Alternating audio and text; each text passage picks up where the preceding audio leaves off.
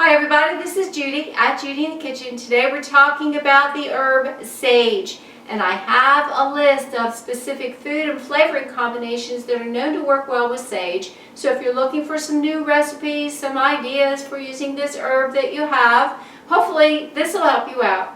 Combine sage with breadcrumbs and olive oil. That would be obviously in a recipe with some other foods. Sage with butter, lemon, Parmesan cheese, put that on pasta. Sage with butternut squash and walnuts. Sage with cheese of your choice and tomatoes. Sage with garlic, olive oil, parsley, and winter squash. Sage with garlic and potatoes. Sage with garlic and white beans. And sage with walnuts, as in a pesto. Well, I do hope this helps you out. Take care. Bye for now.